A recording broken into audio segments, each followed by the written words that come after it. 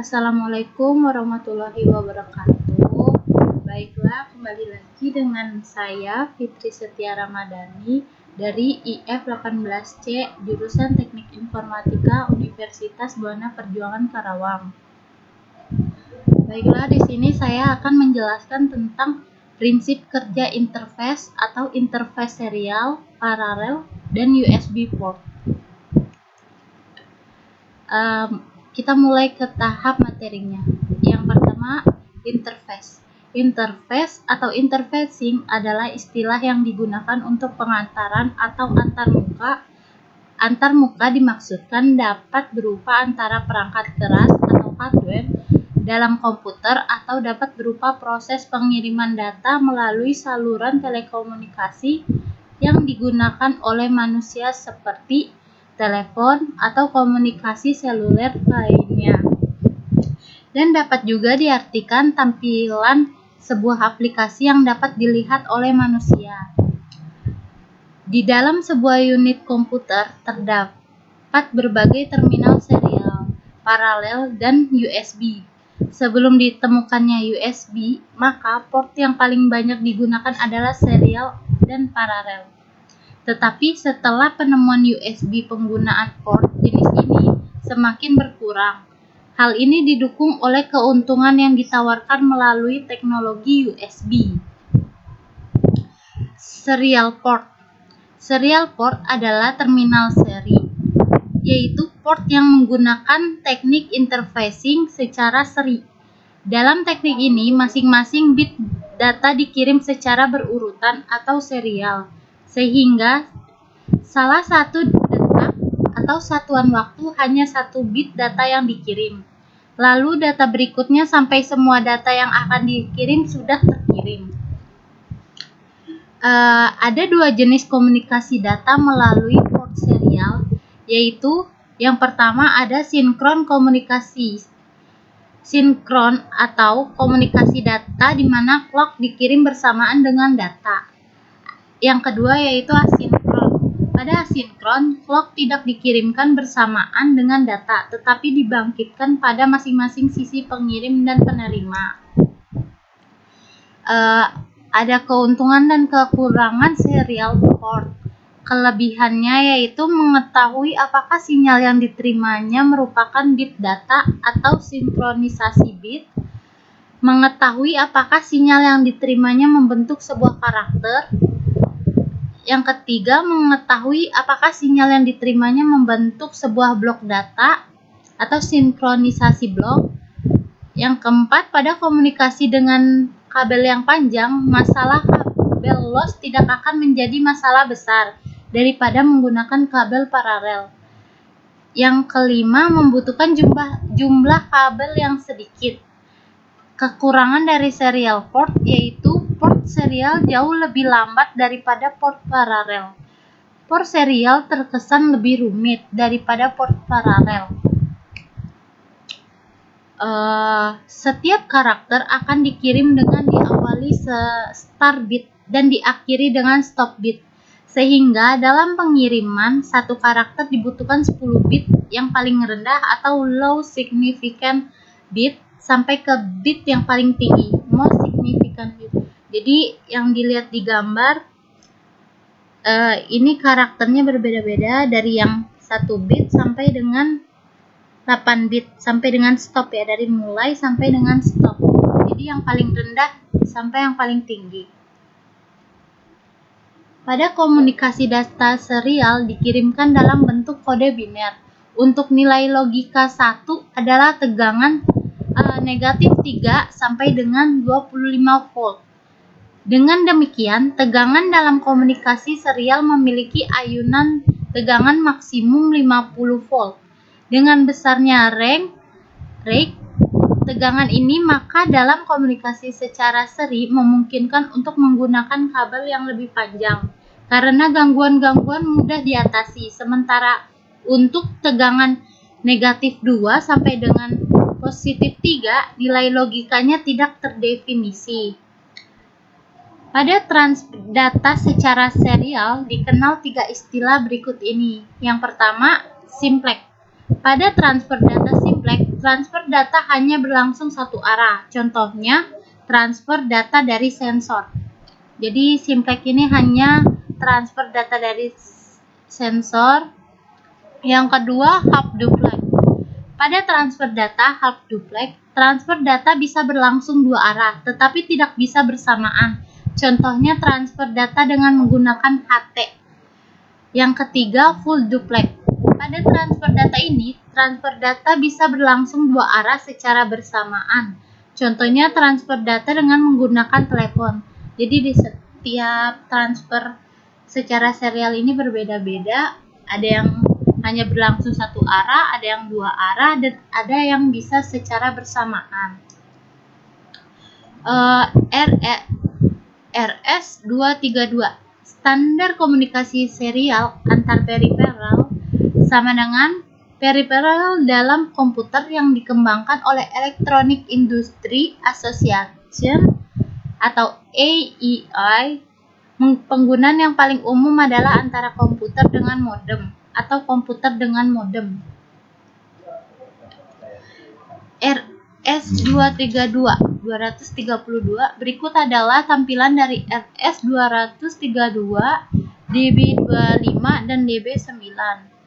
Ini gambarannya ada yang di sini.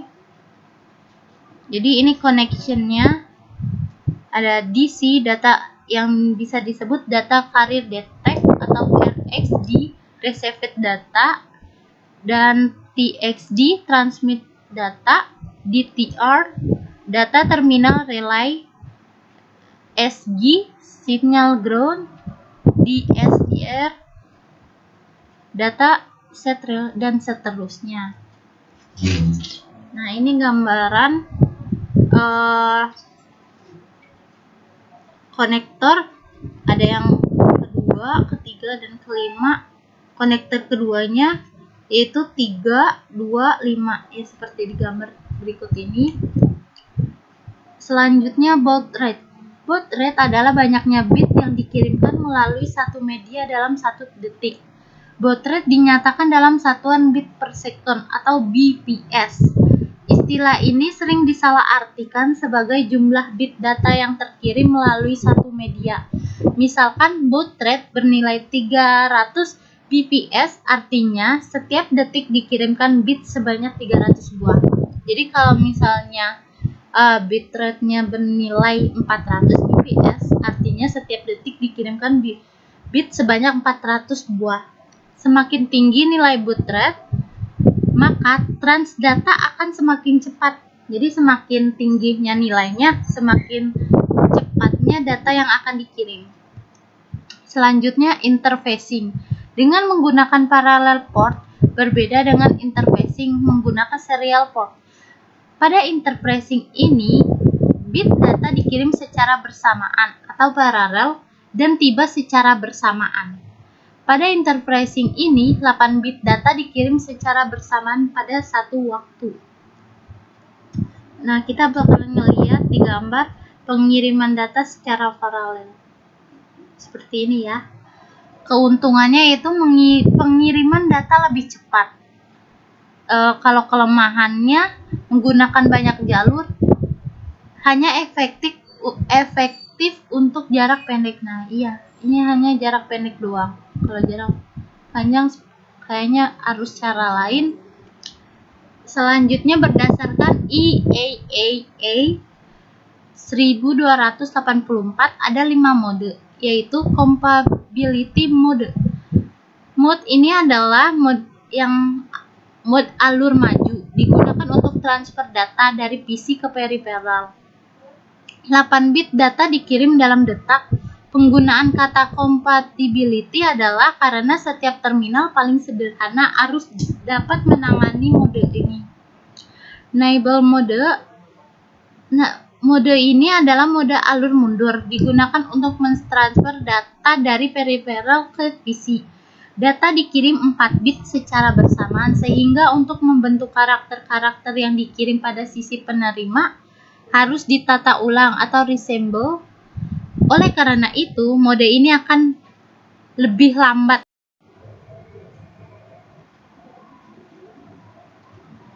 Selanjutnya nibble mode. Mode ini adalah mode alur mundur, digunakan untuk mentransfer data dari peripheral ke PC. Data dikirim 4 bit secara bersamaan, sehingga untuk membentuk karakter-karakter yang dikirim pada sisi penerima harus ditata ulang atau reassemble. Oleh karena itu, mode ini akan lebih lambat. Yang selanjutnya byte mode, merupakan modifikasi dari mode nibble. Pada mode ini, data telah dapat dikirim per byte dalam 1 detak. Contoh, port yang menggunakan mode ini adalah PS2. Dalam komputer masa kini, PS2 digunakan untuk terminal keyboard and mouse. Selanjutnya, Encrypted Parallel Port atau EPP. Mode EPP bekerja dalam 2 mode, baik alur maju maupun mundur. Mode ini dapat mentransfer 1 bit data dalam 1 waktu pada setiap jalur. Keuntungan utama mode EPP dibandingkan dengan compatibility atau nibble adalah pada kecepatannya. Mode ini dapat menulis dan membaca melalui 1 bus ISA sudah. Mode itu juga dengan sangat cepat mengubah arah data. Hal ini membuat mode ini adalah pilihan yang sangat baik untuk peripheral penyimpanan data. Mode EPP telah mencakup penggunaan mode sebelumnya yang dibutuhkan. Selanjutnya pengalaman standar parallel port SPP biasanya adalah pada range berikut. Berarti ini ada range 1, 2, 3 dan data registernya ada 3 BCH, status registernya ada 3 BDH, contoh register ada 3 BEH. Biasanya satu komputer akan memiliki 3 LPT, yaitu LPT1, LPT2, LPT3 dapat menempati alamat 378H, sedangkan LPT2 menempati alamat 378 atau 278H. Dan LPT hanya bisa menempati 278H. Penempatan ini dapat dimodifikasi pada Windows. Penggunaan serial dan paralel port sangat terbatas dalam hal transfer data. Sementara perkembangan teknologi membutuhkan transfer data yang lebih cepat. Universal Serial Bus atau USB adalah solusi untuk masalah ini. Dengan menggunakan USB, transfer data berlangsung jauh lebih cepat dibandingkan dengan penggunaan port tipe lainnya. Nah, di gambar kita bisa melihat gambar-gambar USB dengan maksimal transfernya dan outputnya, standarnya juga, dan simbolnya seperti ini. Keuntungan dan kekurangan USB port. Keuntungannya yaitu mudah digunakan karena dapat terkonfigurasi secara otomatis oleh OS. Dapat digunakan untuk banyak jenis peripheral, dapat dihubungkan dengan komputer dengan kondisi hidup, sehingga tidak perlu mematikan komputer terlebih dahulu atau plug cable. Kecepatan yang berlipat dapat mencapai 5 Gbps untuk USB dengan 4 bus. Murah dan mengurangi pemakaian energi. Kelemahannya tidak dapat digunakan dalam komunikasi peer-to-peer, hanya efektif untuk jarak yang pendek. Dibutuhkan untuk hub yang lebih jauh. Tidak dapat digunakan untuk komputer-komputer tua karena ketidaksediaannya port. Perkembangan Universal Serial Bus pada masa kini telah sampai pada versi 3.0, tetapi yang banyak digunakan dalam masyarakat adalah versi 2.0. Masing-masing versi ini sangat berbeda. Hal kecepatan transfernya.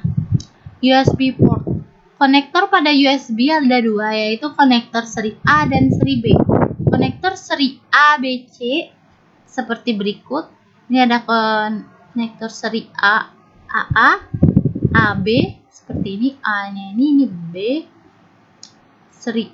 Konektornya seri A, mini B. Sementara konfigurasi kabel pada USB adalah sebagai berikut. Jadi ini bisa kita lihat ada konfigurasinya, kabel, ini ada device-nya, ada sinyalnya VCC dengan warnanya merah, deskripsinya plus 5 volt, ada D negatif dengan colornya putih, data negatif, ada D positif dengan color warnanya hijau, data plus, dan selanjutnya dan seterusnya. USB port, serial bus sangat berbeda dengan serial port. Perbedaan utamanya adalah pada banyaknya periferal yang terhubung terhadapnya. Serial port hanya memungkinkan untuk terhubung dengan satu alat, sedangkan serial bus dapat terhubung dengan banyak alat pada waktu bersamaan melalui satu terminal. Ini ada serial port dan serial bus. Ini interface-nya, serialnya USB dengan kecepatan 115 kbps, ada 12 mbps. Device supportnya 1, kalau USB 127. Terima kasih. Jangan lupa like, comment, and subscribe. Maaf kalau banyak kata-kata yang salah karena baru pemula. Assalamualaikum warahmatullahi wabarakatuh.